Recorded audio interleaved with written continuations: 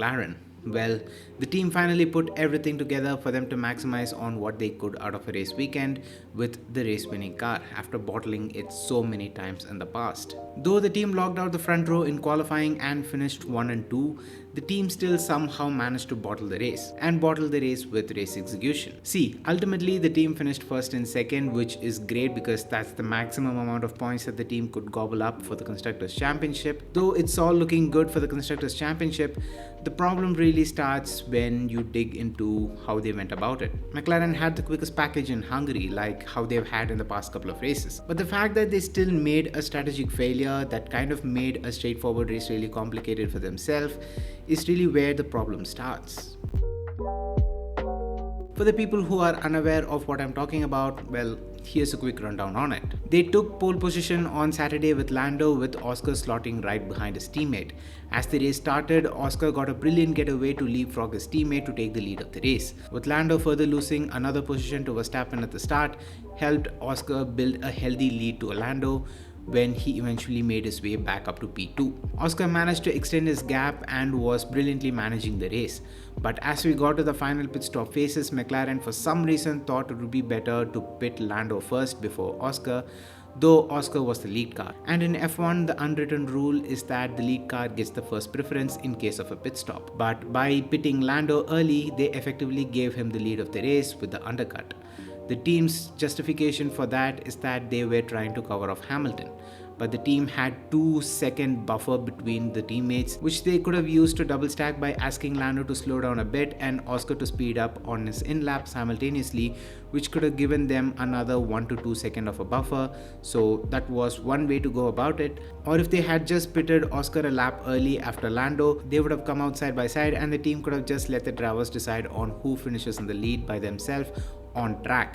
But the ideal call would have been to just box Oscar before Lando. That's all that the team had to have done. The fun fact is that though this is a problem in and of itself, this is just the beginning. The team then went on to ask, plead, manipulate, and even emotionally blackmail Lando Norris into conceding the position to his teammate. The fact that the team actively asked Lando to slow down was both funny and bizarre. They were asking him to slow down at particular parts of the track or at most parts of the track. This could have easily forced Lando Norris into a mistake which could have compromised the team's overall result. It's also the team's fault. I'll make my feelings about it very clear. I don't think either one of the drivers deserve any kind of hate for what had happened. They both did a brilliant job. Oscar drove a brilliant race and he deserved the win at Hungary. But I wish it hadn't happened the way it did, because though it was a very special and a very memorable occasion, rather than feeling happiness and joy, all I felt was a bit uneasy. And it was once again McLaren compromising Piastri's race. And even if Lando had ignored the team orders and went on to win the race, the only person Oscar Piastri could be mad at is the team themselves, because again, they put Oscar Piastri on a back foot. And I also fully believe that Lando Norris was entitled to hold on to the position, because once he got to the race lead, he was very consistent and actually managed to pull away from his teammate to maintain a solid gap. If at all something, McLaren should have pushed Oscar Piastri to go a bit faster than to ask Lando Norris to slow down if they really wanted to make that swap happen. Instead, the team put Lando Norris on a very awkward position that could have easily made him a villain for a lot of people for no fault of his own. And the way the team were blackmailing Lando Norris to concede the position was distasteful, and if Lando had held on to the position and went on to win the race, he would have further exposed McLaren for their terrible strategic calls. So in a lot of ways, I think Lando Norris saved McLaren from a larger scrutiny and embarrassment. But I was very happy to see that Lando was taking a stand for himself when the team asked him to give the position back to his teammate, because he needs that win more than his teammate. As this was a brilliant opportunity for Lando Norris to close the gap on Max Verstappen in the Drivers' Championship, who was having an awful race. This was something that we criticized Lando Norris for in the past, that he doesn't have that selfish, ruthless behavior that the world champions have.